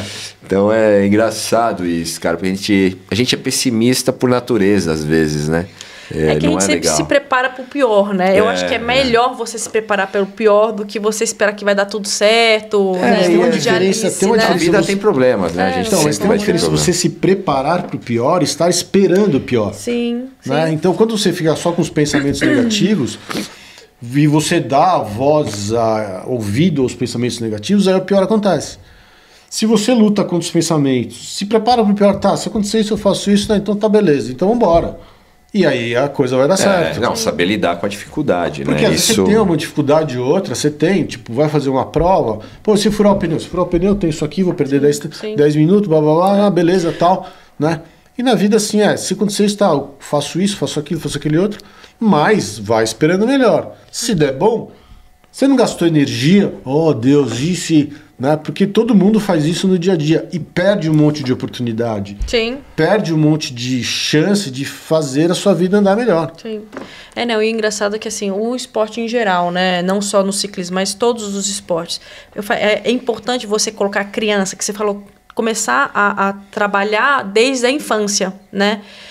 Porque realmente você colocar uma criança no esporte, judô, karatê, tênis, qualquer esporte, futebol, realmente faz com que ela seja uma criança melhor, né? Então não é só realmente o físico, né? É mental também, porque vai ter momentos da criança que ela vai perder um jogo, por exemplo, vai saber trabalhar em equipe. Exatamente. Né? Eu fico frustrada que às vezes vem esse sensacionalista, que é um absurdo, a criança está chorando. Quem é você na fila do pão, filho? Né? Entendeu? Para. Falta de entendimento. Não é errado, eu acho super certíssimo, né? Eu tinha até uma vizinha, criança, na época minha de residência de nutrologia. O pai era psiquiatra e a criança tinha uns 9 anos e ela não tinha nada de convívio social, não tinha nenhum entretenimento, crianças assim, sabe? E a criança assim, é extremamente agitada e o pai falava assim, você tem que se lidar com frustração. A sua filha não sabe nem que é a palavra frustração, entendeu? Então assim, aí você vê como é que estão as crianças de hoje em dia. Não só crianças, mas adolescentes cobrar, e adultos de hoje, da minha faixa etária para baixo, entendeu? Tomando remédio antidepressivo. Sabe? Então assim, uma das coisas da neurociência é justamente você saber fazer o coach também para criança. O meu filho, eu queria contar essa história porque acho que é legal. Meu filho tem 8 anos e ele faz bicicross lá na cidade que eu moro, que é Indaiatuba. E ele foi para uma competição. É uma competição daqueles tipo festival, né? Demonstração e tal. Veio crianças de outra cidade. E aí cada turma, né? É selecionada conforme o tempo que completa a volta, né? Na pista. E aí ele foi com algumas crianças de outras cidades e eram 3 baterias. Aí ele pegou, a gente não pressiona. Esse é um dos pontos. Pai não tem que pressionar criança e não tem que pressionar filho para competir. Pressionar que eu falo, você tem que ganhar. Sim. Isso é a maior cagada que você pode fazer pro seu filho. Então vai lá, aproveita e não sei o que e tal. Aí ele foi. E aí tem uma primeira curva, ele fez a curva meio para fora, assim, aí passou um menino por dentro e tal, o menino chegou em primeiro, ele chegou em segundo, palma, parabéns e não sei o que e tal, mas aí ele falou, não, mas eu quero ganhar a segunda bateria, eu acho que eu consigo e tal. Eu falei, então, papai vai falar uma coisa para você, vê se você consegue fazer essa primeira curva por dentro, mais por dentro, né? Aí ele falou, beleza, aí ele ficou com isso na cabeça. Aí ele foi, começou a segunda bateria, fez a curva por dentro, tava tudo lindo, maravilhoso. Aí no final tem uma rampinha, desce, chegou, acabou. Aí ele tava em primeiro, quando ele subiu a rampinha, ele parou, porque a corrente dele caiu. Nossa Senhora. Aí ele passou, todo mundo passando, ele tentando arrumar, chegou em último. Ele chegou, choro. Assim, que o menino chorou, que esse menino chorou, assim, a gente ficou com uma dó dele. Em nenhum momento a gente cobrou, óbvio. Explicamos que isso pode acontecer, mas que ele teria uma outra oportunidade, tem a terceira bateria. E se também ele não ganhasse, não tem problema nenhum. Tá tudo certo. Tá tudo certo. Tá lindo. O que vale é você competir, você experimentar, você ver como que é. Sim. Mas uma lição que ele aprendeu nesse dia não tem preço. Sim. E ele ganhou a terceira bateria. Sim. Tá vendo? Mas você falou pra ele que ele vai continuar chorando às vezes, né? Que é normal. Eu falo assim, isso porque eu falo por mim.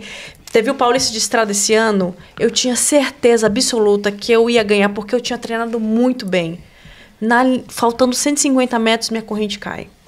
Mas acontece. E eu fui a última, eu chorava, entendeu? O Renko Evenepoel, você nunca vai deixar de chorar, faltando 3 km, furou o pneu dele. Nossa, desesperador, desesperador. No caso dele ainda deu certo, né? Mas é isso que você falou, sempre você vai ter uma outra oportunidade. Sim. E acho que essas experiências, e quanto mais cedo for, mais preparado deixa o indivíduo para esse tipo de dificuldade. Exato. Ele chorou, esperneou, falou não quero mais. Mas foi um aprendizado pro meu filho. Sim. Que baita aprendizado teu filho teve nesse baita dia. aprendizado mesmo. Né? De quase ganhar para último, de último para ganhar. Só que ele dá a sorte de ter pais com informação. Porque isso eu já aprendi desde a faculdade de Educação Física. Você não pressiona uma criança a competir. Né? A gente tem o caso aí das irmãs Williams, né? O filme do pai que não queria que ela competisse. E era justamente por conta disso. Até que ela se sentiu confortável em competir. E ela quis competir, né? Então a gente não tem que cobrar. Ganhou, legal. Mas a gente também não tem que ficar... meu filho é o melhor, tal. Para ele também não sentir, porque ele vai ter algum tipo de dificuldade em algum momento no esporte. E ele tem que aprender a lidar muito mais com frustração, porque a gente muito mais perde do que ganha, do que propriamente com a vitória. Exatamente. Tá aí. Isso é um ponto. A nossa vida tem muito mais frustração. Mas muito. Né? Porque muito. assim, o certo na vida da gente é as coisas darem errado. Exato, exatamente. A exceção é quando dá certo.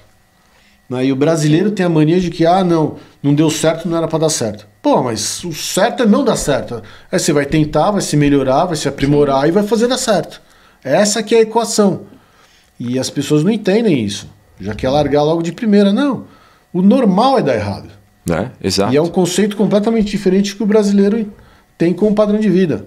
O americano já é o contrário. Né? Já tem o erro faz parte do acerto. Vai lá, tenta, até dar certo, vai dar certo. Simples assim. Sim. Pra gente caminhar pro final aí, que esse papo aqui vai, queria perguntar pra vocês duas coisas, 2 assuntos que eu queria tocar. A parte hormonal do esporte, principalmente do ciclismo, né? Porque já tem estudos que você fazer exercícios físicos pesados para a perna, incluindo o ciclismo, diminui os sintomas de Alzheimer. E o segundo assunto que eu quero falar com vocês é doping. O exercício em si traz grandes benefícios, né? A gente sabe que quanto mais músculo você tiver, mais funcionalidade você terá, né? Longevidade também. Exatamente. Indiretamente, vai prevenir com que você tenha essas doenças crônicas, obesidade, diabetes, hipertensão, né?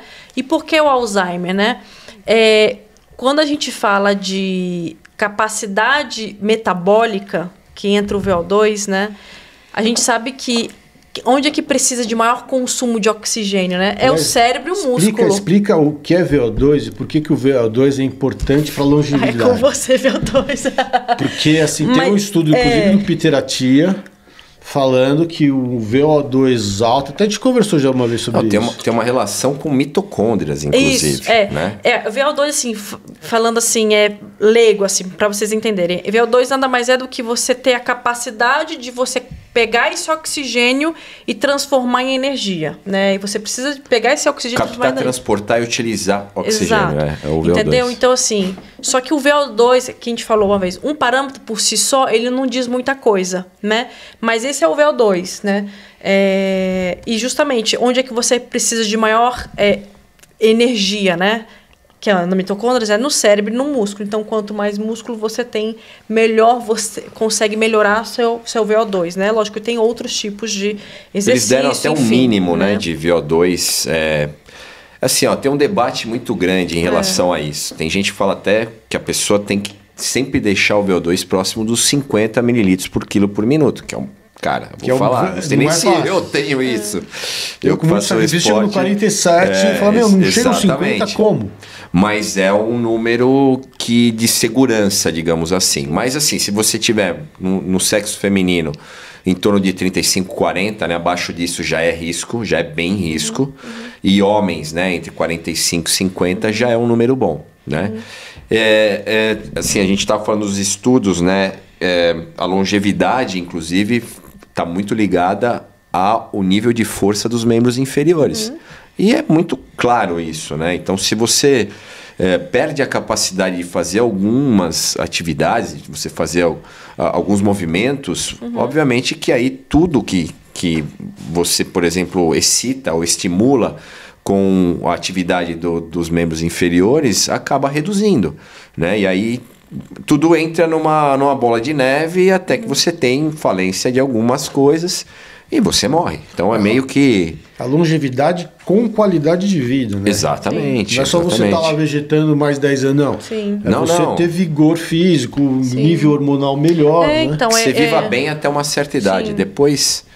Você pede pro cara lá de cima e fala, me leva aí. Não quero fazer hora extra. Não quero dar trabalho, na verdade essa. E assim, é muito importante a parte que você fala mais dos membros inferiores, né? Eu acabo trabalhando também com pacientes oncológicos, né? Apesar deles serem jovens, né, não estão acima de 65 anos, eles pedem realmente uma massa muscular importantíssima. E eu falo para os indivíduos, você precisa fazer atividade física que gere hipertrofia. Você precisa ganhar quadríceps, por exemplo. Porque a gente sabe que realmente, quanto mais músculo em membros inferiores, principalmente, maior funcionalidade. Porque o músculo ele também é um órgão endócrino, né?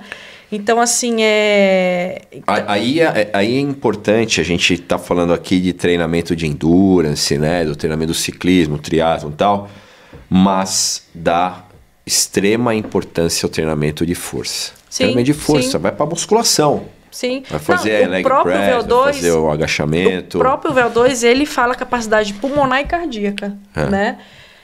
E realmente, como é que você consegue aumentar o VO2, né? Musculação, exercício físico que gera hipertrofia, né? Atividades de intermitentes de alto índice, né? Assim, né? De intensidade. E as atividades aeróbicas longas, né? Então, assim, você tem... Então, tá vendo? Dica... Né? Primeira dica, professor. Segunda dica, tipo de atividade física para melhorar o seu VO2. Entendeu? Então, assim... Por isso que eu gosto de subir montanha, porque a gente faz os dois. Entendeu? Então, assim, são várias coisas que estão envolvidas. Então, assim, para você melhorar, a gente nunca olha só um VO2. O que vai trazer o VO2? Mas quem é aquele indivíduo, né? É um paciente que não consegue ter funcionalidade, não consegue levantar da cadeira, o que eu tenho que melhorar, né? Então, assim, não é só um parâmetro, né? E na parte hormonal, o que esse tipo de atividade física contribui para a melhora hormonal? Aumento da testosterona, aumento do GH natural? Não, na verdade não. Eu acho que é tudo... eu falo uma bola de neve, né? Se você tem uma composição corporal adequada, você treina adequadamente, você alimenta adequadamente, indiretamente você vai ter uma melhora da sua performance, vai ter uma melhor VO2, né? Isso é natural, né? E é lógico que quanto melhor sua composição, mais regulada vai estar a sua parte hormonal. E a gente sabe que fisiologicamente, à medida que a gente vai ficando mais velho, a tendência, por exemplo, a mulher entra na menopausa, é fisiológico, né? O homem tem o hipogonadismo, é fisiológico, né? Então... A média é você perder 1 ponto de VO2 por ano, depois dos 45, 50 anos. Que é fisiológico, entendeu? Mas você pode recuperar através de... assim, ó, o treinamento de força, ele hoje até tem estudos que substitui, por exemplo, na bike, um treinamento de baixa intensidade. Você vê o nível de importância do treinamento de força. Melhor economia de movimento, enfim. Há 10 anos atrás, era treinamento concorrente. Piorava. Hoje não. Hoje é obrigação, principalmente você vê atleta nível World Tour fazendo treinamento de força. E você, vou ganhar peso, porque eu vou ganhar músculo. Cara, esses caras pedalam tanto, que o nível de catabolismo dos caras é gigante. Então, você tem uma disputa hoje em dia, mais o pessoal da maromba. Não, é melhor fazer musculação que queima mais calorias. Depende do nível. Acho que uma coisa completa a outra. No caso de quem faz esporte de endurance, eu acho que sim. Uma coisa completa. Mas o VO2, você só vai conseguir aumentar o seu VO2 através do aeróbico. Ou só com musculação você consegue aumentar? Na verdade, quando você tem um parâmetro do VO2, quando você estimula esse VO2, a tendência é que algumas coisas estimulam o aumento do VO2. Então, quanto menos massa, maior o VO2. Então, por exemplo, se você pegar um cara que tem mais tecido adiposo, ou mesmo que ele tenha mais músculo, a tendência é ele ter um VO2 menor, porque ele tem mais áreas, né, para cobrir. Então, por exemplo, por isso que um sprinter, ele não é um cara que tem um VO2 tão alto, mas o escalador, que é um cara que pesa 60 quilos, ele tem o VO2 ali na casa dos 80, 85. Vulgo chassi de grilho. Nós temos uma aberração da natureza, que é o Christian Blumenfeld, que chegou a 103 mililitros por quilo por minuto, o recorde de VO2, né, até hoje. Mas que não foi tão bem na Olimpíada, né? Ele foi, acho que 12º, se eu não me engano. Chegou até atrás do brasileiro, né, do Hidalgo. Mas isso não quer dizer, um atleta que tenha um VO2 tão alto, não quer dizer que ele vá performar melhor que outro cara que tem um VO2 mais baixo. Então, você performa melhor o cara que tiver um VO2 bom, mas que também conseguir utilizar uma fração maior desse VO2. Então, ele tem que ter também economia de movimento. Exatamente, biomecânica, isso que eu falar. Então, não existe uma regra, só isso aqui vai me dizer que ele é bom. Não. São um conjunto de fatores, é o que você falou. Às vezes o cara tem um VO2 excelente e não tem uma performance boa. Aí você vai ver um cara que não tem uma biomecânica boa, entendeu? Eu uso sempre o exemplo do cara que tem o segundo maior registro de VO2, que é o Oscar, um cara chamado Oscar Svendsen. Eu acho que ele também é norueguês. Isso aí, acho que ele é norueguês também. E assim como o Christian Blumenfeld. E esse cara, ele tinha 97 mililitros por quilo por minuto. Nossa. E o máximo que ele conseguiu ser, o Christian Blumenfeld ainda foi campeão olímpico, ganhou muita prova, ainda continua ganhando, mas o Oscar Svendsen ganhou um campeonato mundial júnior de contrarrelógio e não ganhou mais nada, com 97 mililitros. Ele era até o Christian Blumenfeld, ele era o maior registro de VO2, até hoje. E não ganhou muita coisa. Para você ver que as pessoas no Brasil, principalmente, tendem a dar soluções simples para problemas complexos. Ou seja, o corpo humano, a saúde do ser humano é multidisciplinar. Você passa por vários profissionais né? E até costumo falar para as pessoas, mas fulano cobra mais barato. Barato sai caro. Então vale muito mais a pena consultar a Yasmin, treinar contigo, porque vai ter a informação correta. E isso vai ser muito melhor custo-benefício possível, né? Já que já falamos de hormônios, o doping agora. Essa assunto praga. Complicado, hein? Porque inclusive já tem um monte de gente falando, não, tinha que liberar tudo. E aí aí descambou de vez, né? Acabou de sair um escândalo de um atleta dopado no ciclismo que já foi campeão brasileiro, já foi pego e foi pego de novo agora, tá em suspensão, né? Você teve um caso nas Olimpíadas, os nadadores americanos terminavam as provas roxo, azul, parecia veio da fábrica de chocolate Lupa-Lupa. A gente já, é bem complicado. Você acha que assim tem muita coisa envolvida não só no doping, mas teve aquele BO com aquela atleta do boxe, enfim, aquela transgênero. Então que você acha assim? Transgênico não, ela era um homem. Entendeu? Desculpa aqui, não tem lacração nem nada, mas eu vi muita coisa, né? Eu sei que tem o pessoal que, tem que dar oportunidade e tal. Mas não é assim que funciona. Mas nesse caso não foi isso. Muita gente mal informada sobre o que aconteceu realmente com esse caso. E assim, ano passado, tanto ela quanto uma outra chinesa, se não me engano, Lin Xuin, enfim...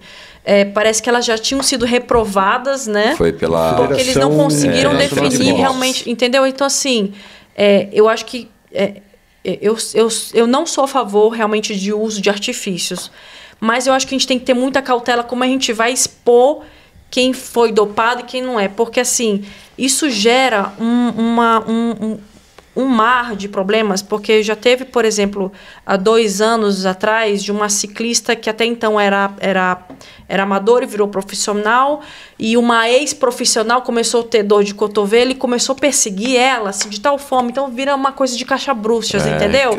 Todo mundo tá dopando, né? Exato. Então, assim, eu acho que a gente tem que ter muita cautela. Não sou a favor de você usar, mas... Quem que tem que saber? O que eu ganho sabendo que o fulano usou? Eu não ganho nada, entendeu? Mas tem gente que usa muito do lado pessoal. Fala, você... Entendeu? Então a gente tem que ter muito cuidado com as informações como a gente expõe. Eu tive 2 atletas que ganharam Alt-Root, né? Medicina, quando a gente vai atender um paciente, às vezes a gente sabe que o paciente, por exemplo, é soropositivo e ele ainda não tem essa confiança em você. Aí você consegue ele tirar essa informação. Você não precisa falar para todo mundo que ele é soropositivo, entendeu? O que você vai ganhar com isso? O paciente ele perde muito mais, entendeu? Mas o esporte tem um lado que a pessoa que está dopada está tirando a vaga de quem está natural. Eu sei, mas aí o que funciona? você faz a ABC, faz o teste. Fulano, você ficou... Então sai. Quem tem que saber? É a equipe que contratou ele, os locais onde ele vai se inscrever, que olha, ele está vetado durante 2 anos. Não importa de o que foi, entendeu? O meu problema entendeu? com esse doping que eu acho que não é legal, que vira um caça-bruxas. Tá virando assim, uma coisa muito... tá sendo propagandeado como 1000 maravilhas, todo mundo fala dos benefícios e ninguém fala das consequências.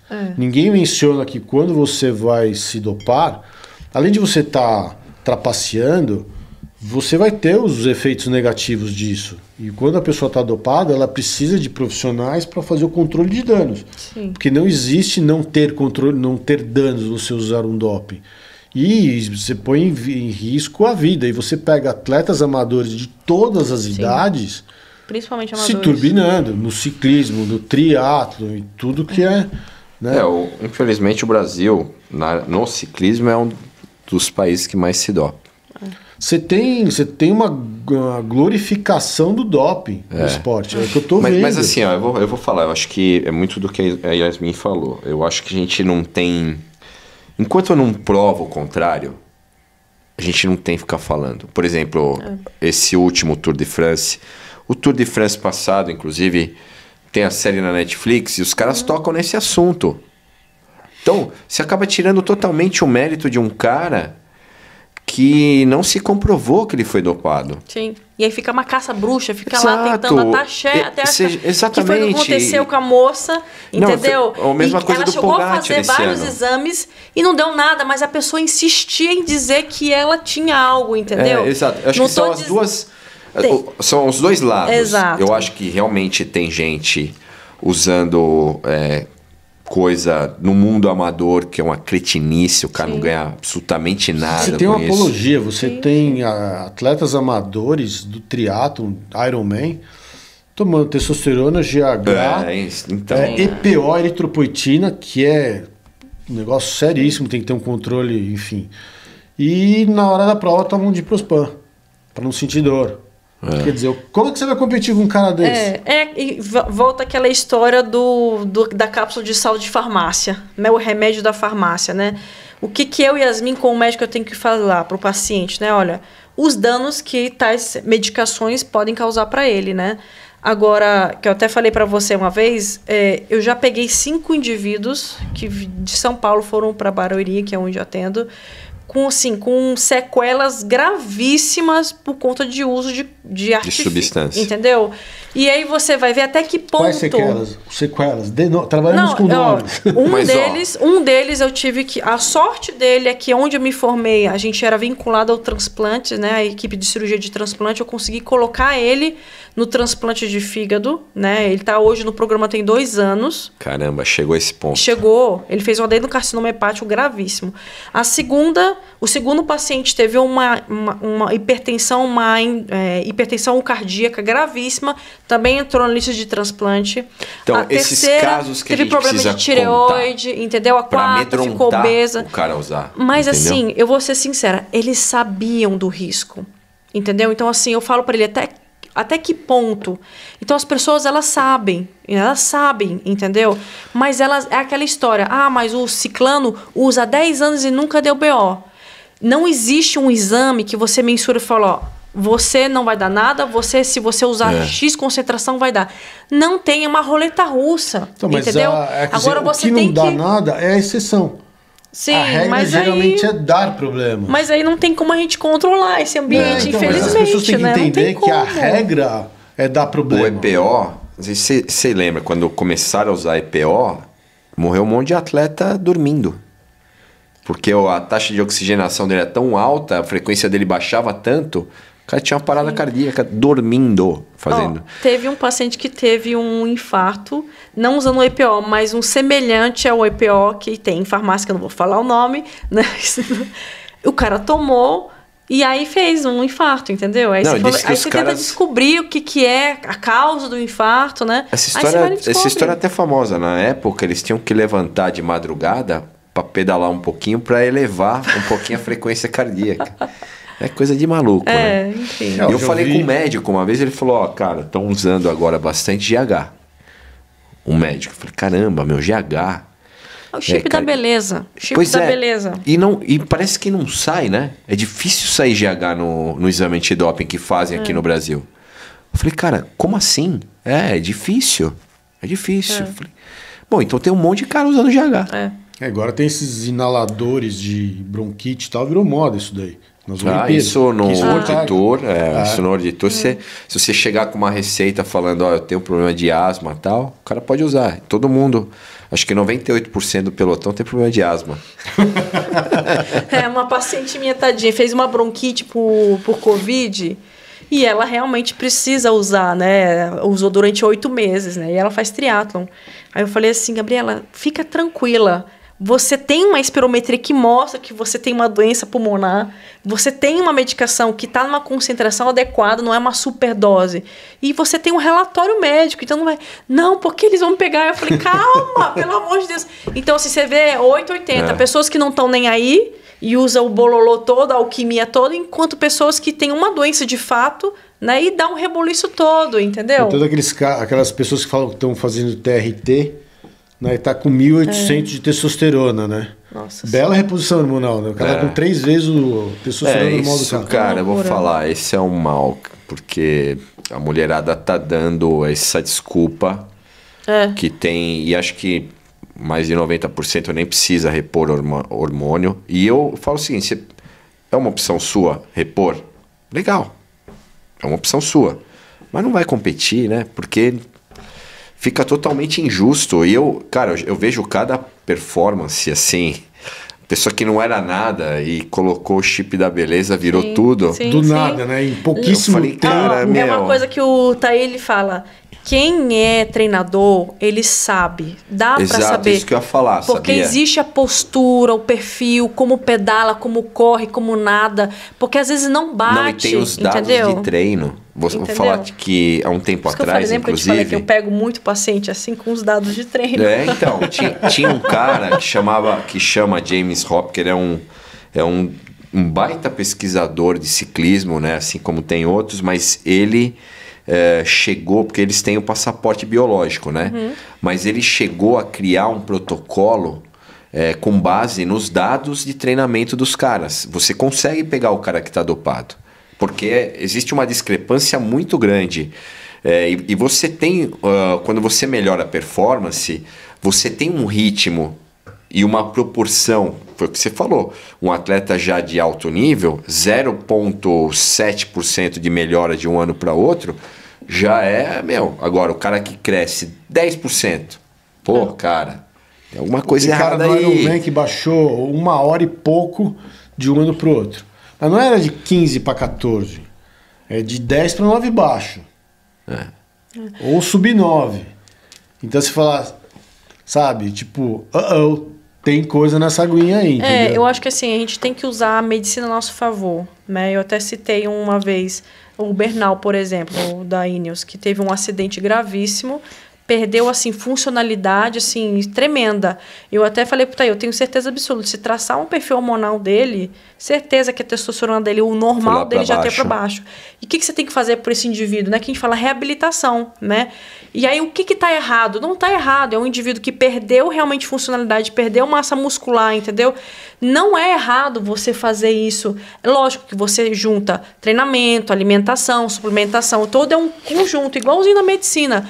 Como nutróloga, em 5 anos, eu fiz reposição hormonal em hospital em 3 pacientes hoje.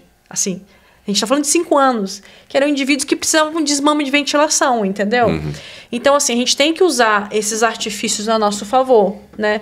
E agora, assim... É para isso que serve. Exato. Não para estar e eu não estou pensando só no GH, na testosterona, estou falando até realmente, você falou, ibuprofeno, que eu falei, encontrei cápsulas de morfina, entendeu? Então, assim, até que ponto as pessoas estão usando coisas para ganhar uma prova, entendeu? Gente, é surreal. Para ganhar um troféu, né? Então, assim, eu falo o assim... O ego é difícil, né? Não, mas hoje o cara quer ganhar o Strava, quer ganhar o entendeu? Então, assim, não faz sentido, cara.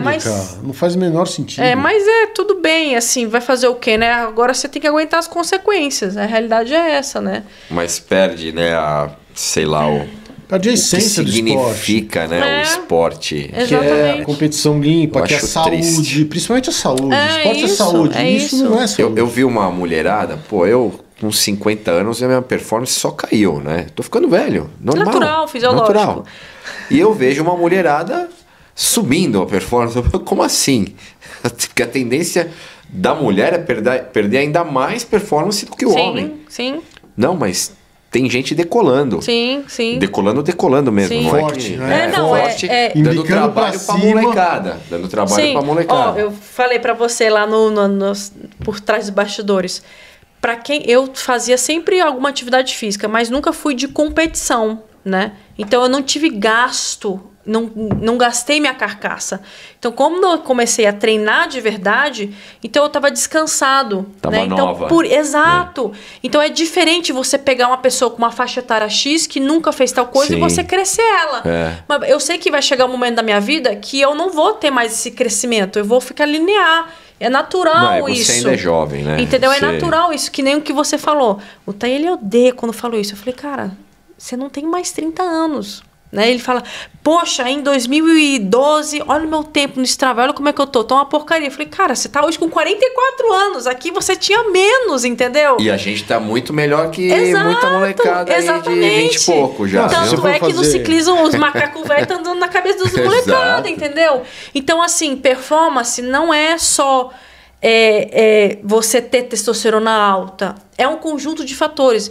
Você sabe melhor do que eu. Ganha quem é o mais inteligente, não o que é mais forte. Sim, né? exato. Entendeu? Então, assim, mais forte, mais inteligente no treino e mais inteligente para competir também. Exato. Como diz um ditado americano, se você quer ser burro, você precisa ser forte. Tá aí? É isso. Mas é isso. Bom, brigadão pelo papo. Foi uma honra estar com os dois aqui, gênios das profissões, devidas profissões. Obrigada. Estão convidados para mais conteúdo, mais podcast. Se vocês quiserem trazer convidados, fazer podcast, estão convidados, estão intimados até, para poder trazer essa informação que está tão difícil de ser mostrado, né? O algoritmo não ajuda. Quando o cara fala porcaria, fala besteira, o negócio vai lá para cima. Quando fala coisa boa, te botam lá para baixo. Mas, né, nossa luta é quixotesca, mas estamos aí. A gente faz o certo, é o que importa. Pode ser pouca gente assistindo ou muita gente assistindo. Vamos falar, eu pelo menos gosto de me basear muito na ciência, né? Acho que tem muita gente empírica na internet, infelizmente, e muita gente que acredita mais nesses indivíduos do que caras que é o caminho dão mais valor fácil. assim. É a solução simples, imediata, que nunca funciona, mas o pessoal insiste em seguir esse imediata e sensacionalista muitas vezes, né? Cara, exato. Isso aqui funciona. E todo mundo acredita, ninguém vai atrás. É meio padrão brasileiro isso, né? Um cara fala, todo mundo acredita, e aí esse cara ele leva para mais 100 pessoas, que leva para mais 100 pessoas, e assim se propaga uma mentira e algo que não funciona como sendo a Mas é o consultório, o curso do cara, aí tá bombando. Então, é isso aí.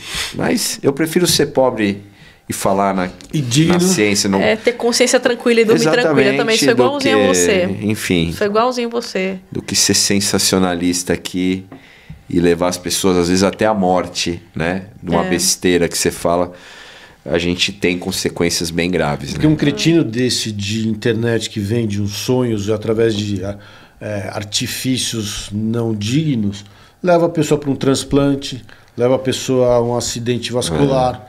Estraga não só a vida da pessoa, como da família da pessoa. Sim. Em troca de ganhar uma fortuna. É vender alma pro diabo isso. Né? Exato, é vender alma. Mas é assim mesmo. Então, para gente encerrar, se quiserem deixar uma mensagem para o pessoal que está assistindo. Hoje, da minha parte, eu só agradeço. É um prazer estar com você. E estar com a Yasmin também, que eu não conhecia. Foi todo meu. Foi super legal. Espero voltar mais vezes aí. Eu falo assim para os pacientes meus que querem melhorar a performance e tudo mais. Tem que ter um treinador, não adianta. Tem que ter um treino específico. Não adianta você copiar do colega, porque não vai dar certo. Não vai dar certo. E é que nem um plano nutricional. Hoje está de uma forma, daqui 2 meses é de outra. Então, assim, é um crescimento, né? Então, as pessoas elas não entendem isso, né? Então, isso é um investimento, né? É você investir em você. Mas aí tudo vai depender do que você quer, né? Se você quer ficar meia boca, então vai ter que fazer coisas meia boca. Se você quiser ir crescendo, realmente vai ter que procurar profissionais adequados, né? A realidade é essa. Como os dois que vos falam. Obrigado. Bom, só tenho que agradecer vocês, gratidão. Inclusive a Yasmin foi uma grata surpresa que esse trabalho aqui trouxe. Ronaldão também foi uma grata surpresa, mas ele já é brother já há um tempo aí. Macaco, velho. Então assim, recomendo super Ronaldo Martinelli, Yasmin Seaga. Tá? O link do Instagram dos dois está na descrição do vídeo. Procurem eles. Semana que vem estamos de volta com mais podcast e em breve os futuros hosts do nosso podcast aqui. Opa! Vamos lá. Galera, esqueci de falar no início a humilhação do YouTube. Deixa o like no vídeo se você gostou. Se você não gostou, deixa um dislike. Comenta no vídeo. Segue o nosso canal e compartilha esse vídeo, que esse vídeo é necessário ser compartilhado. Valeu, obrigado e até semana que vem. Até.